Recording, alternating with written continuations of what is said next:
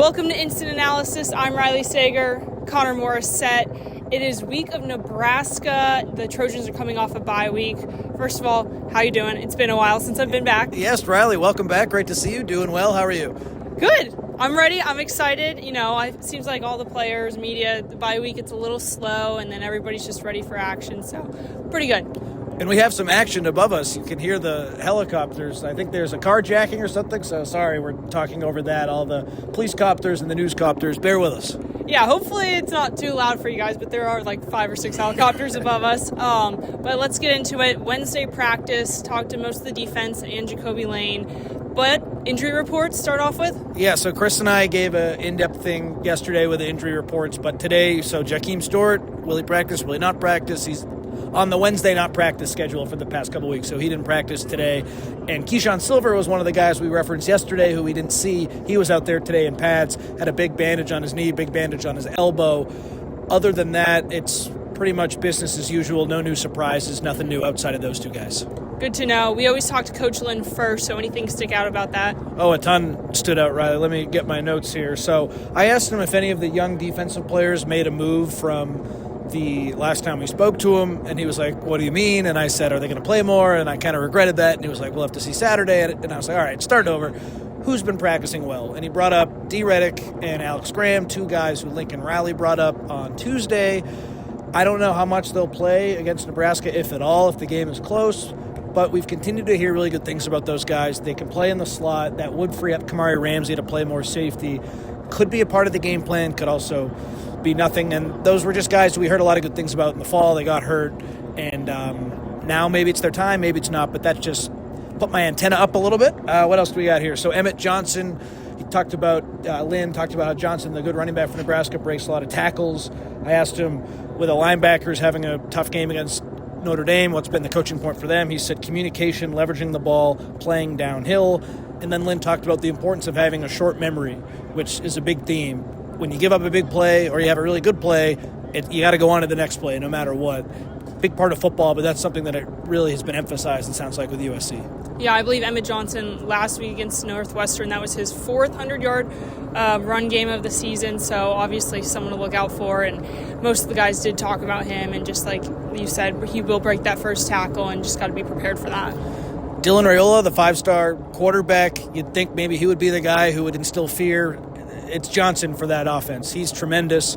I don't know how many USC fans had a chance to watch that Northwestern game for Nebraska. They won 28-21, and Johnson was fantastic. The MVP of that game, the tough running, the short 3rd and 4th downs that he was able to pick up. He's a pulverizing back. He had 27 carries, which the Nebraska coaching staff said we want to get away from that and use him less, but they don't really have anyone outside of Emmett Johnson. He's the key guy to stop, and if you get beat through the air, that would be disappointing because I don't think a ton of Raiola. Johnson seems to be the obvious guy you got to stop. Mm-hmm. If that happens, so be it. USC needs to get a better key on the run game this week. It's a huge, huge part of this game. Yeah, I know a couple of the guys talked about the differences between Michigan and Notre Dame. I asked Jacoby Lane, like, what is the difference? Like you said, short memory, but you also have to learn from your mistakes. So when the game is over and you're going back and looking at that, you know, what's your mindset there? And he said you just have to look at those opportunities for growth as blessings, not burdens. Like, you have to live with them. Everybody does. It's just part of the game. But kind of see it as something to improve on instead of be like, oh, I have to fix this. Kamari Ramsey talked about that too. We're playing high-level Big Ten football. The offenses are good. Sometimes we're going to be in a good call. Sometimes we're not. And maybe the other team will be in a good call. Like, mistakes will happen. So that's been a big emphasis. And then speaking in that same vein, so we talked to Jaden Walker today, who talked about how against Notre Dame, he felt like the linebackers, he said, we weren't in our gaps, and that messed us up. And then he just said we were hungrier against Michigan than we were against Notre Dame. It's an unfortunate thing that he said. I know the fans won't want to hear that, but that's exactly what it looked like. USC looked really hungry, especially at the linebacker spot against Michigan, and we saw it on the field. They did a nice job slowing that rushing attack down, really shutting down the whole Michigan offense, and then a week later, it just didn't look the same against Notre Dame. So I don't know what the staff needs to do to get those guys hungrier. Hopefully the film study was enough to wake them up. It was a tough quote, though, because that's USC's biggest rival, and you got to get up for that game. We talked a lot about it last week, how we've heard players just kind of treat it as another game, and that's just another example of that, which it's frustrating.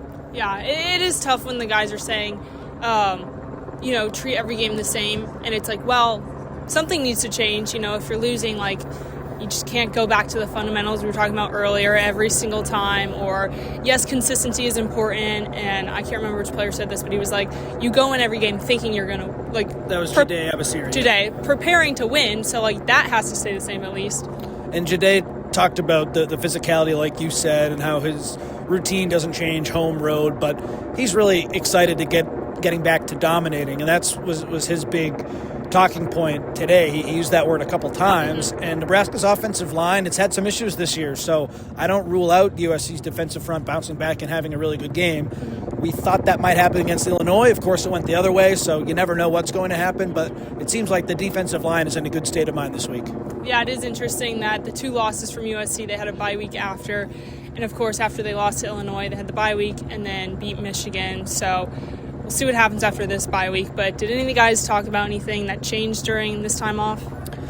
It sounded like business as usual for a lot of the guys. I thought Jaden Walker gave the best quote with what Lincoln Riley talked about. He said, "We have to burn the boats." That's what Riley talked about. So they're clearly flushing that Notre Dame film and, learning from it, but flushing just that performance and moving on. And the unfortunate reality, Riley, is that we heard after Alex Grinch got fired, they flushed the Washington film, and then now here a couple of years later, like they're flushing and burning the boats against Notre Dame. The defensive standard should be higher, and let's see what happens against Nebraska. There's still 5 games left. Things could change. The season's not over, but the fact that this has been a consistent problem for this team, I remember doing Instant on this very field with our former intern Jack, and talking about a lot of the same things, and you just think with so much that's changed, why are they having the same problems? It's a fair question to ask, and we'll see how they can respond. Yeah, it will be an exciting game. Blackout for Nebraska, another road game. So you guys will be out there? We'll be out there. Come to the meetup. I think it's at Barry's Bar. We're doing it Saturday before the game, so that should be fun right on campus. I think it's like a couple blocks from the stadium. Hope to see some USC fans there. It is at home for Nebraska, but I did read that they haven't beat a ranked team since 2016.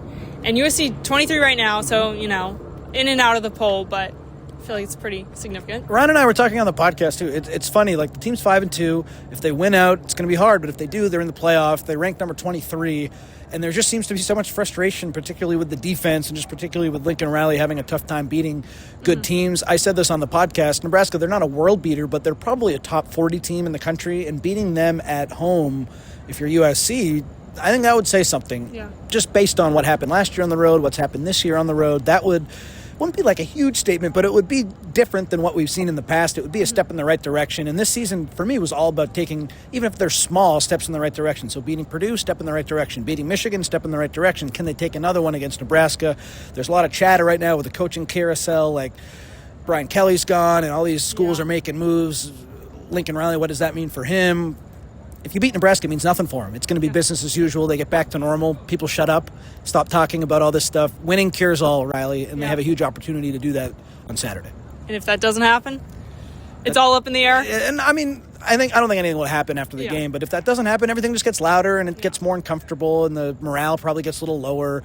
You can only reach the bottom and then bounce back so many times, and they've did that after that Illinois game, and it responded, so we'll see if they can do it again. Yeah, I agree. It is tough for USC fans when they hope for a win on the road, but then when they get the loss, they're like, oh, this is what I expected. So I agree in terms of it's a step in the right direction. It needs to happen for this team. Any other closing notes? No, it's a huge game with that in mind, and it's just nice that we'll see how they adjust to stopping the run, because I think Nebraska's offensive line isn't as good as Notre Dame's. The running backs, they just have one instead of 2 good ones. So USC, with the adjustments made, with the just response, it should be a game where we see that response, and that should tell us everything we need to know. If there's no response, that'll be a big problem. Yeah, that'll say something as well. Exactly. Silence will say something.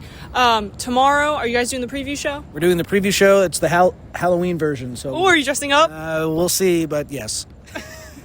Okay, well, stay tuned for his costume. But that's going to wrap things up here for Instant Analysis Wednesday practice. It's getting later, it seems like. I mean, same time, but it's pretty dark here. Helicopters are gone, though. Yes, but that's good. Thanks for tuning in, and check out the preview show tomorrow. I'm Riley Sager. He's Connor Morrissette. Good night.